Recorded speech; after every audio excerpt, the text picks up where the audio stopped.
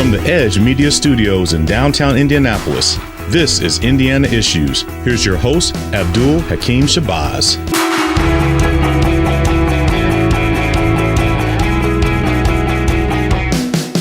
Hello, and welcome to Indiana Issues, the public affairs program where we try to go beyond the headlines and sound bites and bring you Indiana's newsmakers in their entirety. Lots of stuff going on over at the Indiana General Assembly. It is halftime at the Indiana Statehouse. We'll talk about that. Also, property tax reform, healthcare reform, and boys behaving badly. Trust me, you don't want to miss that one. Our guests today are a wonderful panel of experts. Our good friend, Republican Jim Merrit. Jim, good to how's it going? It's going. Libertarian Mark Rutherford. Mark, good to see you. Glad to be here. And, of course, the lovely former State Representative Terri. Terri, always good to have you here. I'm glad to be here. All right, so let's go ahead and get started. It is halftime at the Indiana General Assembly. Both chambers have passed their respective pieces of legislation. Jim, we'll start with you. How do you think things are going so far? I think things are going well. I think that the property tax issue has played front and center, and there are a lot of great things that the Senate and the House separately have passed. The House, which, as Terri knows, the budget is the focus of everything in a long session, and they got that passed. Like it or not, for people, it just all depends on what your swing is. But bottom line is the House did their job. They took a week off, and they're ready for, I hope, for Senate Bill 1 coming over from the Senate. And there's a lot of time left. Terri, your thoughts on how things are looking so far? Well, they've passed, of course, the budget, which is their number one responsibility. The Senate worked on the property tax bill, although they significantly curtailed what the governor's proposal was. It's still a shift, quite honestly. It's going to be a tax shift to locals. Locals may be able to tighten their belt a little bit, but not to the extent that is being proposed out of the governor's office. And then the other thing is they've actually passed what I think are some bad pieces of legislation. The payday lending bill, which is under 1174 supervised loans, which raises the allowable interest rates to beyond loan sharking rates at this point. That's been an issue that is. Oh my gosh, it's been forever. It's been fought so many times, but they hired two really well-connected lobbyists, and the speaker was the 51st vote. So in a supermajority, they squeaked it out of the House with 51 votes. We'll see what happens. I want to chime in on that payday loan bill, because while I'm not a big fan necessarily of payday loans, how do people in economically challenged neighborhoods get the credit that they need to pay for stuff if, unfortunately, how credit works is, using the higher interest rate, it usually goes to higher the credit risk. Mm-hmm. You have a flat tire. You hit a pothole on your way home from work, and you have a flat tire, and you're choosing between that tire and groceries. And you just put your thumb on why this is such difficult language to hammer out in state law that has been worked on for 20 years, and they don't have it right yet. Mark, I'm sorry, go ahead. Go ahead, Mark. I think Mark was going to say something. No. I mean, that's my concern, too, is that there are people who have emergencies that come up where the high interest rate might be the only alternative that they have and not be able to do something that needs to be done. Now, there are people who are irresponsible and always will be who won't pay attention to the high interest rate and get in loads of trouble with it. And bankruptcy might, if they can even afford to do bankruptcy and hire what needs to be hired to do that. But it does worry me that you have to be careful about where you put those restrictions on that. And it's been around for 20, 25 years or more. I've talked about it and heard about it for a long time. We only file bankruptcy if you're running for county chairman of the Republican Party. That's true. Bad joke, Yes. Terri. Good. Mm-hmm. So I think the real problem with this bill, the interest rates are certainly a concern, but I understand the point that's being made about people with a higher risk are going to have to pay a little more. But it's the fees. It's the fees and the add-ons that really seem to have no limit in this bill, and that's where you trap people. It's one thing to say this is going to be your interest rate, but, oh, by the way, we're going to keep tacking on these fees, and you're never going to get out from under this debt. And it can be significant. You're watching Indiana Issues, the public affairs program. We go beyond the headlines and sound bites and tell you what's going on here in Indiana politics. Our guests on the program today, Republican Jim Merrit, Libertarian Mark Rutherford, and also our good friend Democrat Terri Austin. Also at halftime too, like I said, bills kind of go back and forth. Anything in there, Mark, that you notice that's probably not going to fly in either chamber? Oh, I'm sure there are. I tend to sit back at this point in time realizing that there are things that are in there that probably will get removed in the other house, and things that may not make sense will get solved. Things that don't make sense won't get solved because there's a lot of interest in some of it's just political payback. I mean, you always see that every session where you go, well, the real reason this is happening is because so-and-so 10 years ago made somebody mad. That's just human nature that's out there. But overall, it will tend to work out, and there are a few things in there concerning criminal defense that I think that there are some winners and some losers in it, and we'll see how it plays out. Terri, anything, like I said, you've been in that chamber before. Sometimes bills get introduced because you got a constituent who wants something done, so you introduce it like, okay, I did it, now go away, or, okay, I tried to get this done, but hey, they wouldn't do it. That's after they've had a conversation with the chairman and says, I really don't want you to hear this bill. Right. Yeah. Well, I think one of the issues that is confronting the Senate with the House bill is the Speaker's bill regarding Illinois, and how Indiana wants to put up a commission to see if we, being the state of Indiana, can adopt a county or two or three. You trust me, you don't want to. It's just going to be really interesting to see if Senator Bray, the president of the Senate, assigns that to a committee, maybe rules. And when we were growing up in the system, rules was a cellar. That's where you put storage. The graveyard. Yes, it's very much so. But in recent times, David Long did this as pro tem. He would hear bills out of that committee. And so that will be a bill that the Speaker has an interest in, obviously, and what the Senate actually does with that bill. And it's interesting, too, because, like I said, being from Illinois, grew up in Chicago, went to college in the suburbs, lived downstate, went to law school in St. Louis. The part that the Speaker's talking about sort of looking at joining Indiana, Indiana has enough problems as it is right now with enough poor, uneducated, economically depressed areas. Do you really need to add 30-something odd counties to that mix? Yeah, it's a difficult question, and as a part of what I found interesting is when they announced their agenda, this was an agenda item, and it had some sex appeal to it, political sex appeal to it, and people talked about that and weren't really talking about the agenda as much as this bill. And in that time, and I've not read the bill, but there were some counties that weren't contiguous to Indiana. There's a county just north of St. Louis. Yes. On the far western corner of the state. And so, Terri, look, so if you think about it, the only way you could annex that is to literally draw a line along I-70 to St. Louis and go north when you get to Route 3 and then annex that county, which means if basically you open your car doors, you can kill everybody in the entire district. Well, it's gotten a couple of op-eds in the Wall Street Journal, and it's captured a lot of attention about how great Indiana is compared to Illinois. I like the IEDC part when you would see billboards Illinois, and come to Indiana because we offer such a great way of life. And where our governors don't go to jail. Terri, your thoughts on this whole annexation or secession? Well, I think a lot of it is a way to poke Governor Pritzker in the eye, quite honestly. But more importantly, at a time when Indiana is uncertain about where its revenue forecast is going to come in, and we anticipate some federal cuts that are going to impact our state, commissions cost money. I mean, a commission can cost anywhere from $250,000 to $500,000, quite honestly.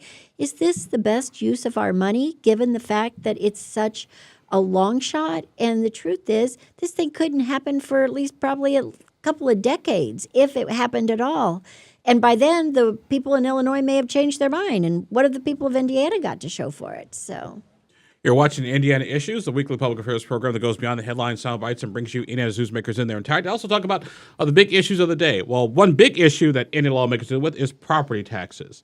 I always say property taxes are they're either a necessary evil or just evil. Take your pick. So, Mark, we'll start with you. Where do you think property tax reform is going? The House got their plan. The Senate's got their plan. I'm not sure. And Governor Braun has his plan, too. Right. That's you just hit the whole conundrum with it. Is I'm not sure where it's going to go because we have different plans out there and different competing interests. And then you also have the cities such as Carmel, which are very much against changes because it's going to really take away money from them. And I think they're correct in saying that. Now, whether that's a good idea or not, that's something that needs to be debated and thought through. But it is affecting so many different people. And I've seen it before. When you have that many different interests with that many different opinions, it gets harder to get that 51st vote that you need out of one house and the 26th vote you need out of the other one. So, Terri, like I said, you're Madison County from the Anderson area. How would quote-unquote property tax reform impact this sort of north-central Indiana? Where we are in Madison County in that area. Well, the mayor actually came down and testified as part of the bipartisan mayor's team. And I'm trying to remember the exact figure he quoted, and I cannot remember it off the top of my head. But I know it was several $1 million, and it would have a significant impact, all of which are going on during the time that Anderson is trying to address its water supply and its water delivery system, replacing lead pipes, things like that. All of this, is going to mean things are going to have to go. And whether it's pulling back on parks, which is during a down economic time, people tend to use their public recreational facilities more. That's how you market your community, quality of life, your housing stock, the way you can attract new homes being built and attract new business and industry. So it's not going to be easy for municipalities to deal with this, quite honestly. And I think you're going to start to also see some significant pushback. People are still, even among federal issues, people are still starting to feel unrest and demonstrate some unrest. Jim? What I'm interested in was what happens next. The Senate Bill 1 passed the Senate in wide fashion in the committee, as well as the Senate chamber floor, and then you have some divide, some time, where legislators, specifically members of the House of Representatives, who are going to the store, who are going to church, who are going out into the public and talking with people, and you have parents, you have teachers, you have administrators, you have local officials talking to constituents.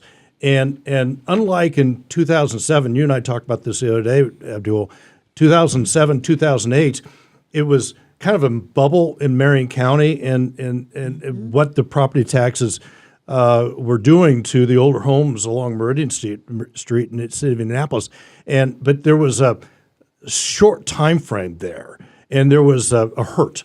There was a bad guy. There was a hurdle. And it was getting a lot of noise. And what I'm going to be interested in watching is how those members come back to the Statehouse on Monday. They've been talking to their neighbors. They've been talking to people. They've seen members of the Senate being criticized, and some have been called squishy. And legislators, they're worried about their schools. They're worried about their constituents. They're worried about their mail, their email, their contact, and how that is going to impact them for the next 6 weeks. And with the idea, though, you have a governor who is a new governor. You want to give that governor some room for his programs, and so it's an incredible contrast, and it's the forces are starting to meet, and you're trying to put a budget together. And so it's going to be, and just to add on top of this, Hamilton Southeastern looks terrible in a budget situation with Senate Bill 1, and that is where Speaker Houston was on the school board. And so I don't want to say it's a delicious challenge, but it's an enormous mountain to climb next 6 weeks. Mark, your thoughts on, because it seems like Indiana lawmakers sort of literally stuck between a rock and a hard place. On the one hand, you want to provide people with property tax relief, but at the same time, police, fire, and roads, they still got to be paid for. Right, but it is. It's all starting to focus together. Not quite the same as 2007, 2008, but the more people you talk to from all different stripes of backgrounds and what they do, you're hearing this common thing. It's getting to be too much to pay. We're not getting the benefit that we should be getting. Our schools aren't as good as we think they should be. This isn't as good. And so the people in the House and the Senate and the governor and all his people working for him, they're in a real conundrum how they're going to work this out. It's kind of, I mean, when there was some major property tax reforms in the past, it had this focus to it a lot of times. And what's the best way for people not to complain about paying property taxes? Well, one, do away with them. That's my libertarian stuff, I have to say. But if they think they're getting what they need out of it or getting okay, it's better. So you're going to have some improvements there and be able to justify why it's getting so expensive. But I suppose my question is, and anyone feel free to chime in here, are Hoosiers as tax averse as they say they are? Because what are the fastest growing places? The fastest growing places are places with the highest kind of property tax. It's your Carmels, it's your Fishers, it's your Noblesvilles, and places with sort of low property taxes don't get as many services, and no one's moving there. It seems it's like I've said before. It's like going to heaven. Everybody wants to go, but nobody wants to die to get there. But in Carmel, and I live in Carmel, and I see what it is and what it does, and it does a fairly good job on a lot of things. I have disagreements on some things, of course, about it, but it makes it for a little bit easier arguing that you are getting benefit from the property taxes. And I do know this, our property taxes are lower than Marion County, and when it comes to the same type of value, et cetera. And so I think most people aren't as upset. But I'm hearing some upsetness in Carmel now, and that, to me, is an indicator that the problem is going to get deeper if it's not solved. Terri, your thoughts? So when you look at this across the country, and I'm not sure if I had talked about this on this show or the other show before, but Indiana actually has a relatively low property tax rate. The median annual property tax paid here in Indiana is $1,415 a year, which is less than half of the U.S. average. We are actually, I want to say, 37th in the nation in our property tax rate. My husband has a brother and his wife who live in Connecticut in a condo. It's not a waterfront condo, but their taxes are $22,000 a year, as compared to ours, which I think run around, what do I say, around $4,400 a year for our home. And, but part of the problem is we're not exactly a high wage state either, so people feel the pinch. They do. And that's part of an economic development strategy. Yeah, but also, Abdul, I don't think people trust the process. I think people fear. That's true. Correct. I think if people trusted that their property to be taxed, it's so confusing that if property taxes were understandable. It's like the IRS. If they were understandable and people felt like they were getting a fair shake, we wouldn't have these eruptions. And we've had our friend Rob Kendall on WIBC talk about these people that are just being gouged, and it's so subjective, it's so human that people don't understand it. And when people don't understand, they fear and they don't trust. And I don't know how you establish a trust by making it simpler, that the guy down the street who's just sold his house for $200,000 more than what your house is worth, but at some point you're going to be taxed for that value down the street. People have fear that they're going to lose their home by no fault of their own. And I think that's really where all this comes from. You're watching Indiana Issues, the public affairs program. We go beyond the headline sound bites, talk about the big issues that impact you. I want to change gears a little bit and go from property tax reform to the wonderful world of healthcare. If you thought property taxes were difficult, let's try reforming healthcare. No, Governor Mike Braun has a background in healthcare. He talks about it. He talks about his freedom and opportunity agenda. He talks about what he did down in Jasper to bring healthcare costs down. Jim, we'll start with you. What do you see happening with healthcare reform? Well, they've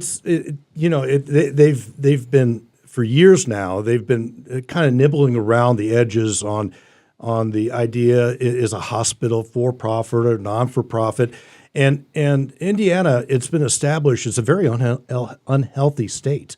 And Governor Holcomb started to gnaw away at this by by getting all 92 counties who have health departments into the idea that the health of their community is important institution in their neighborhoods and their communities, and so that has I think that started it, but I think the pandemic really demonstrated we need to work more on our health, our rural hospitals, our rural health is really at risk right now. I think if you looked at it very closely, rural hospitals are dying on the vine. So it's a whole idea of healthcare itself. But I've said this on this program before. When Senator Holdman, says that things are not going well in Fort Wayne with healthcare, with the hospital there, there are changes on the way, and so I think telehealth came out of the pandemic, and that was a very good start. But healthcare in Indiana, I'm not sure if you can legislate it to positivity, but they're sure trying. Terri, one of the big things, conversations come up, Indiana hospitals, they're quote unquote not-for-profit status. Republican State Representative Martin Carbo has introduced legislation to sort of kind of rein in what's profit, what's not-for-profit. Because they say we're not-for-profit, but we have all these billions of dollars in extra money.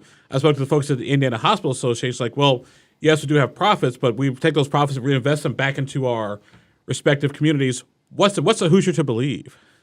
Well, I mean, look, when people are sick or they have an emergency or they need to deliver a baby, if they're not going to use a midwife, they're going to go to their hospital, and they want a hospital there.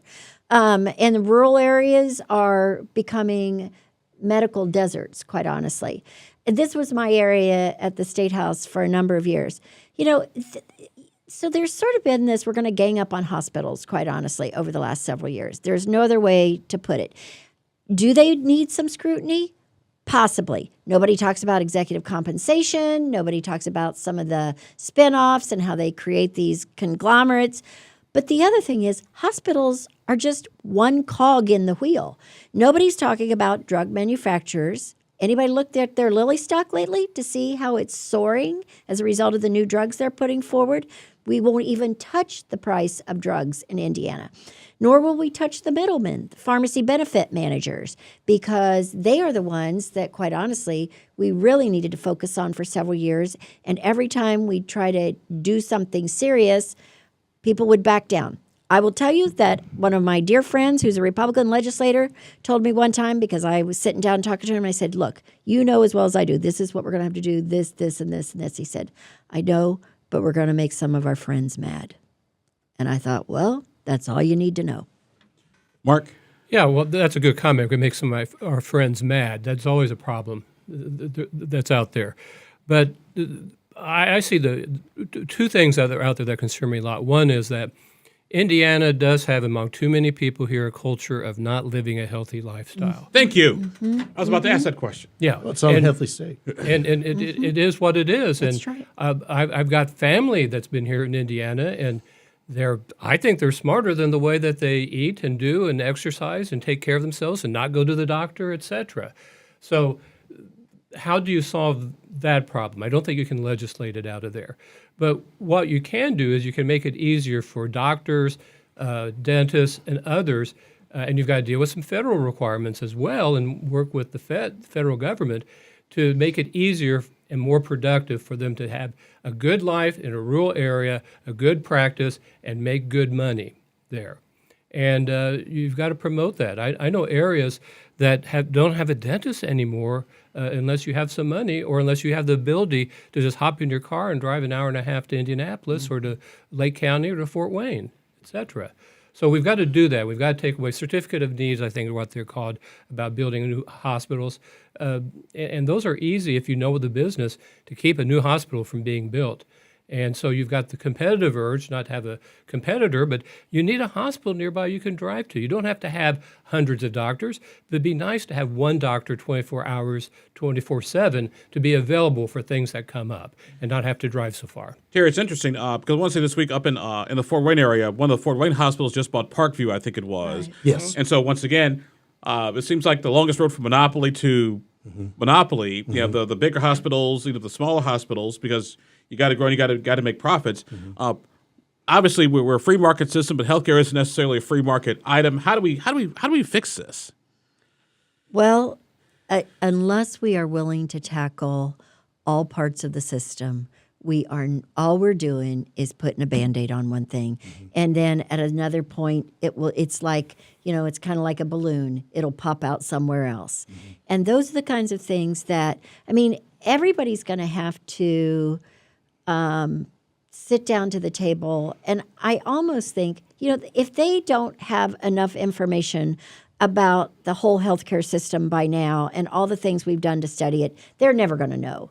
It's a matter of will. What are we going to do to really solve these problems? Who do we need to curtail? Who do we need to they're limiting the Medicare, they're limiting to 300% of Medicare reimbursement of what you can charge, and then you get penalized on top of it. The one thing that killed me, and I watched the argument on this bill, and I listened to Ethan Manning, who voted against the bill from the Republican caucus in particular. One of the things we're doing is we're actually making these not-for-profit hospitals begin to report publicly, which I think they already have to if you look at their 990, where their investments are going, their charitable investments. But now they've got to start to track it even more closely. You know what? That's going to take people. It's going to take systems. And you know what that's going to do? Somebody's going to have to pay a little more to do that, quite honestly, unless you can talk your friendly neighborhood surgeon into cutting his salary in half. Mm-hmm. Well, Abdul, just to finish this, I go back to the telehealth issue because people aren't moving to small towns that are healthcare oriented.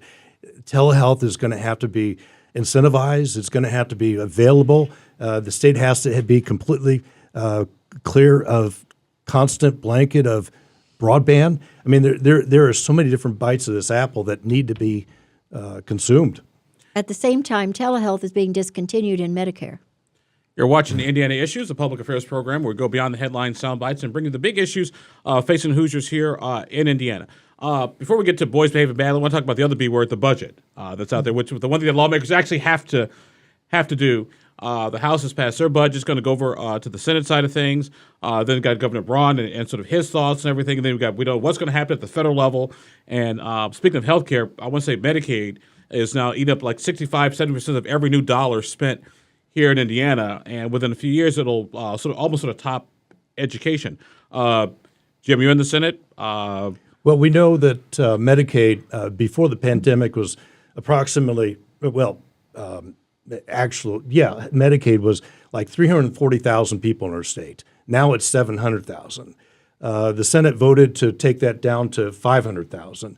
And so, as I've been saying for a long time, 75% of the people who get food assistance in this state are on Medicaid. 75% of the people that get food in the state are working.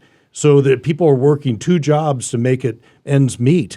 And so Medicaid is going to be a big issue with this budget, but I don't see a whole lot of difference with what the House Republicans and the Senate Republicans are going to do with their budgets. I think they'll probably have a lot of harmony in that regard, and that leaves Senate Bill 1 to be kind of the outspoken, the not the outlier, but something that's outside the tent. They're going to have to discuss because they've been working on this for a year now.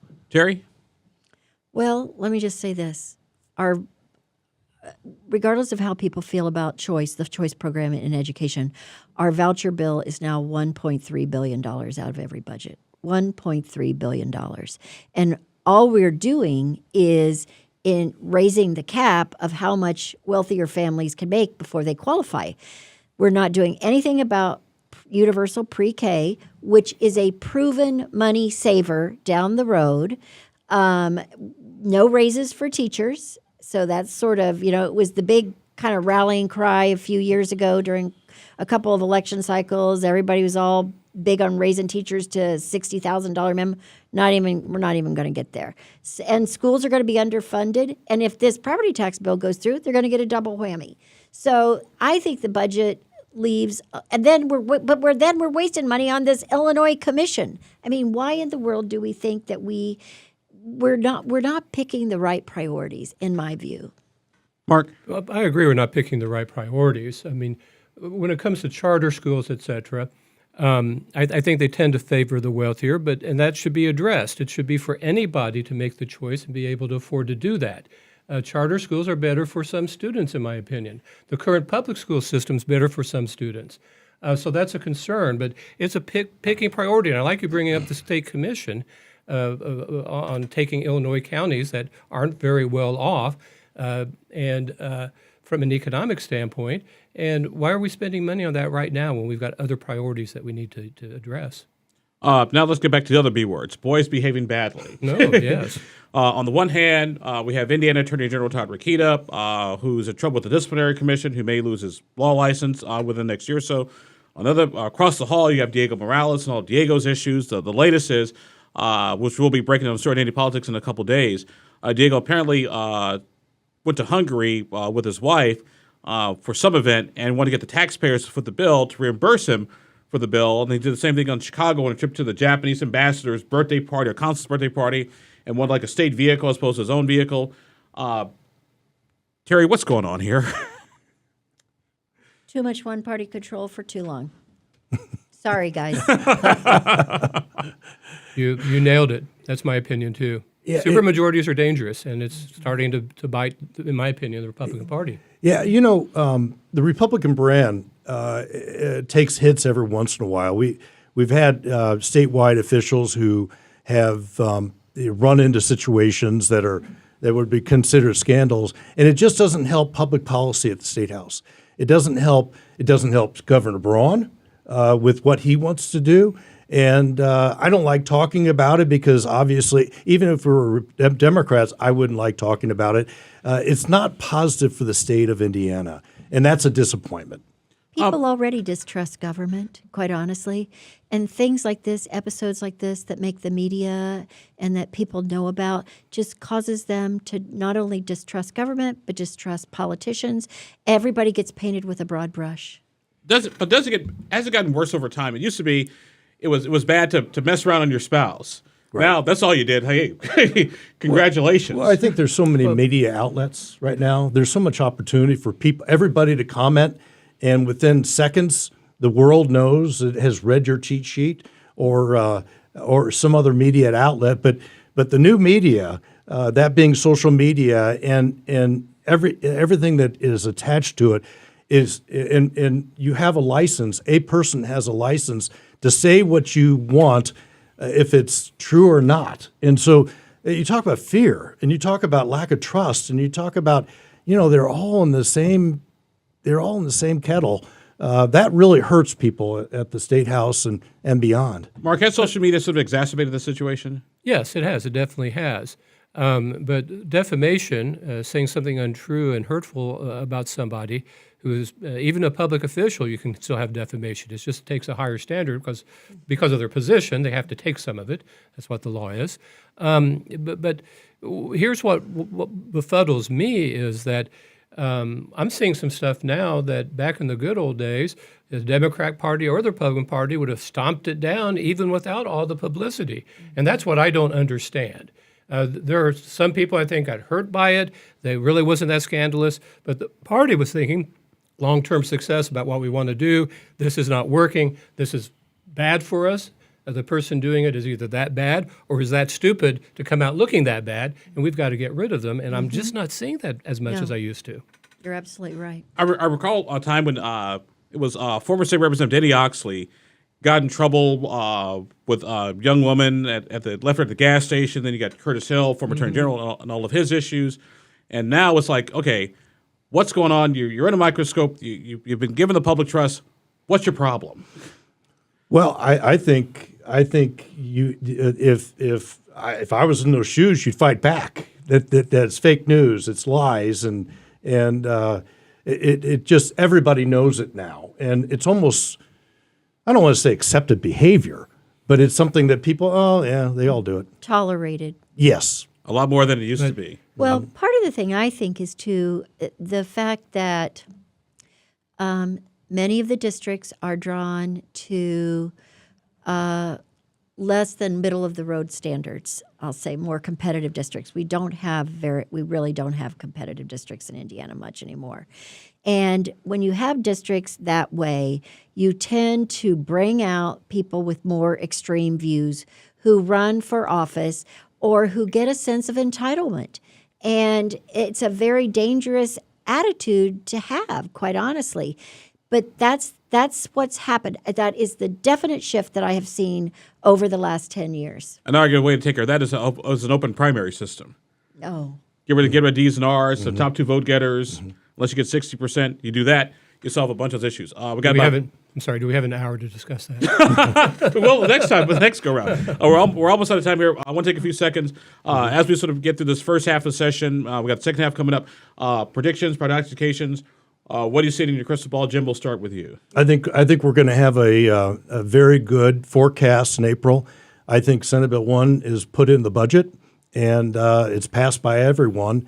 And I'm not sure what that looks like, but you and I talked before that if we do have a very positive fiscal forecast for the next 2 years, there will be more money than that they're foreseeing right now, and that'll come back to a property taxpayer that they'll decide that has been gouged a certain amount, and there will be a rebate, and that's my prediction. Terri? Maybe we'll have two commissions. We'll look at Michigan so they can take in part of Pete Buttigieg's district so he can't run in Michigan for Senate, and Illinois. He's running for president. No, he's running for Senate. He's just holding off. I really think that it does come down to the forecast. Everything comes down to the forecast. But I am hoping that the governor and the fiscal leaders can truly get together and hammer out a compromise. You're not going to be able to do all of this in one budget cycle, quite honestly. I don't know that they're actually going back and looking at the assessment process again, which is what drives a lot of this.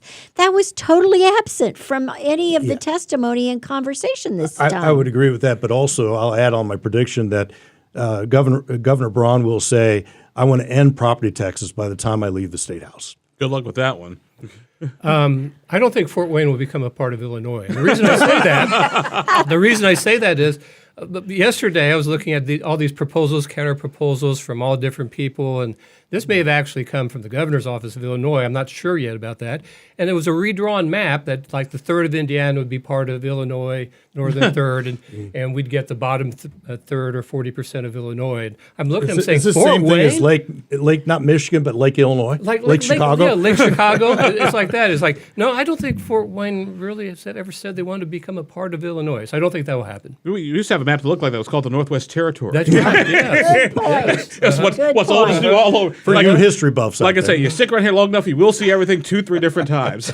Our guests on the program, they have been a good for Republican Jim Merrit, Democrat Terri Austin, Libertarian Mark Rutherford. My friends, thank you all very much for being with us. We'll chat with you again real soon. Thank you, Abdul. Thank you all for being with us. We'll talk to you next time here on Indiana Issues from the Edge Media Studios in downtown Indianapolis. Thanks for talking to us. We'll talk to you again soon.